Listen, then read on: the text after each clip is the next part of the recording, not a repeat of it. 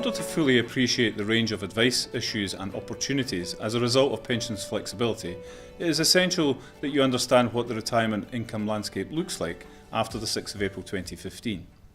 We are going to concentrate on the impact on those with uncrystallised funds and those already in drawdown. Clearly there are other options available, but we believe there will be a lot of interest in the flexibility offered by drawdown under the new rules. So let's assume it's after April 2015 and the client is sitting with a pot of money purchase, defined contribution, let's call them DC savings to make it easier. They may have a number of separate pots, or they may have already consolidated their benefits into one plan for maximum flexibility.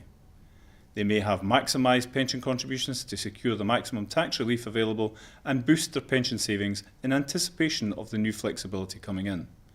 Or they may have already started to take drawdown income from one or more of their plans. So how will they be affected? Let's look first at new benefits being crystallised. If your client has never taken benefits from that arrangement, they will have a choice with their new funds being crystallised.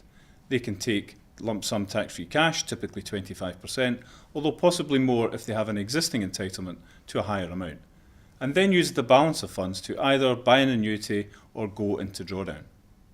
Some DC schemes offer what is known as a scheme pension, and that may be an additional option for those savings, but more commonly the choice will be drawdown and/or lifetime annuity.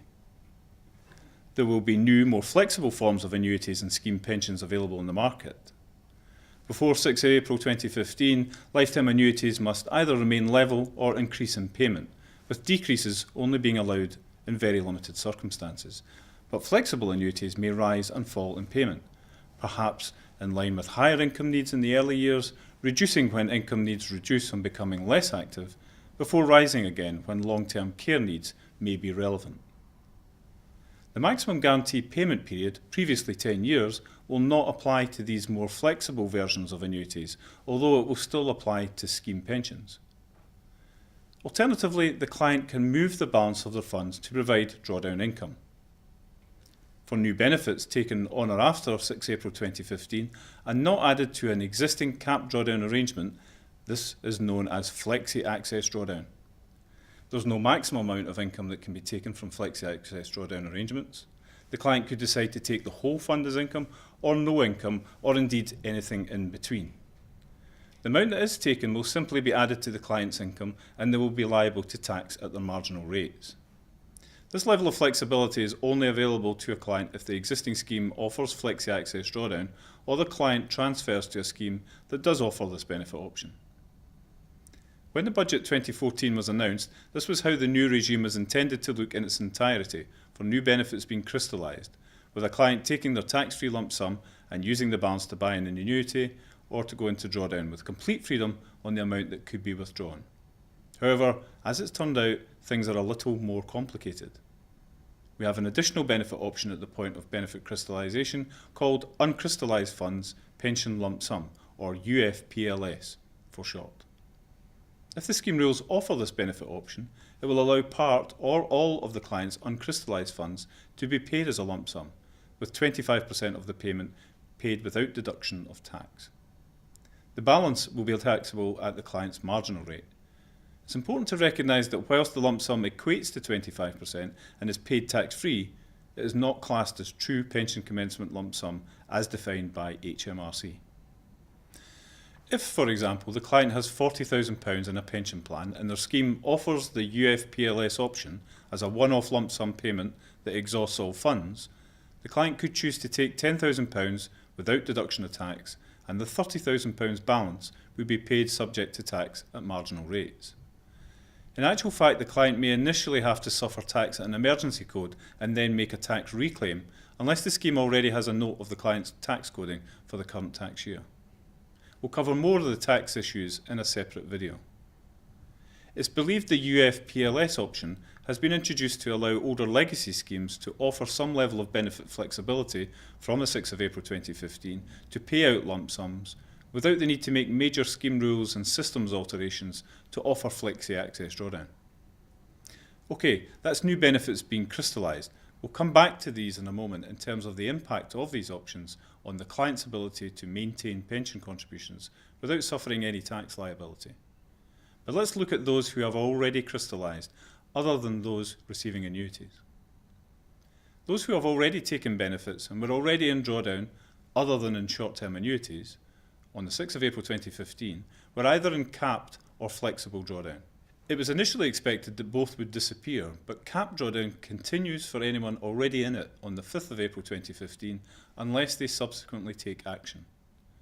Maximum income under existing capped drawdown continues to be calculated by reference to the GAD process using HMRC tables and current gilt yields, and still requires to be reviewed every 3 years unless hastened by an earlier event. Some clients may wish for more flexibility of income and request that their existing capped drawdown plan converts to the Flexi Access drawdown rules. There needs to be a request by the member and agreement by the scheme. It's not obligatory for schemes to offer Flexi Access drawdown. Conversion can also occur on transfer to another scheme and will apply if a scheme pays income over the maximum GAD limit. Those already in flexible drawdown automatically will have converted to the Flexi Access rules on the 6th of April 2015 without any action on their behalf. The new Flexi Access provisions broadly mirror the flexible drawdown provisions in terms of offering flexibility on how income can be taken, but without the need to confirm a minimum income requirement to qualify. The reason for this complex picture was driven by HMRC concerns that some individuals would take advantage of the new flexibility to withdraw their pension savings and channel it back in to a registered pension scheme as new contributions to secure further tax relief and tax-free lump sums. For many years there have been detailed provisions to counter tax-free cash recycling, and these have been supplemented with provisions to counter income recycling by limiting the annual allowance for money purchase arrangements once an individual has flexibly accessed their pension benefits. Flexibly accessing pension benefits includes taking a UFPLS payment, taking income above the maximum GAD limit from an existing drawdown arrangement, or taking income from a Flexi Access drawdown plan or from a new flexible annuity. Let's look at that in a little more detail. If the client goes into Flexi Access drawdown and starts to draw an income, their money purchase annual allowance will reduce to £10,000 from that date onwards, and they will lose the ability to carry forward any unused annual allowance from the previous 3 years for contributions to a money purchase arrangement. The same restriction will apply if the client accesses any part or all of their pension savings by way of the UFPLS option. In both sets of circumstances, the client may be obliged to notify any other schemes, depending on the type of schemes that they are currently contributing to or contribute to in the future, that they have flexibly accessed pension benefits with a note of the specific date. The reduced annual allowance applies from that date on. Any such notification required has to be done within a short timescale, otherwise they'll risk a financial penalty for non-disclosure. If, however, the client chooses to take no income under Flexi Access drawdown and has not previously been in flexible drawdown, then their annual allowance and the carry-forward ability will be unaffected.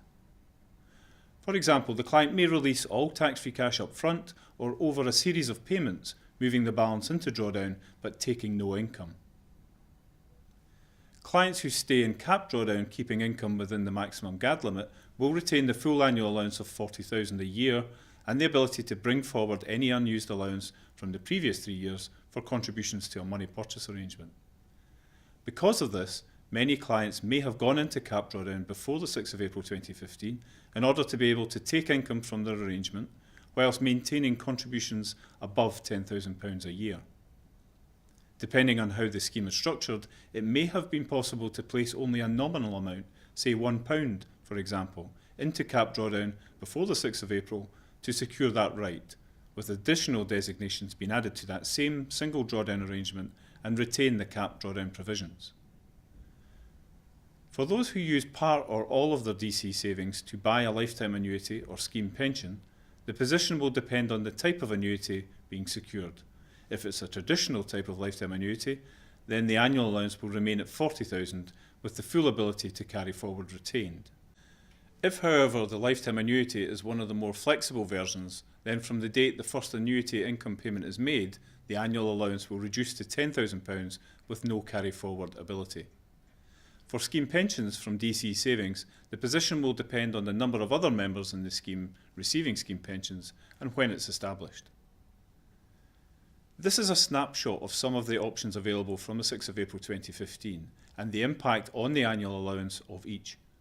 As I said earlier, there are other options available. It will be a challenge for clients to understand all of the options available and how they are impacted. Guidance material is available via the Government's PensionWise campaign, via TPAS and Specialist Citizens Advice Bureau, to educate those with DC savings with the intention of allowing clients to make an informed choice. The retirement income landscape is not straightforward, and the pension death benefit flexibility also needs to be factored into the decision-making process. For that reason, we expect most clients will want to continue to rely on the expertise of the regulated financial advisors to navigate their way through their options and identify the solutions offering the best possible outcomes for the client and their beneficiaries.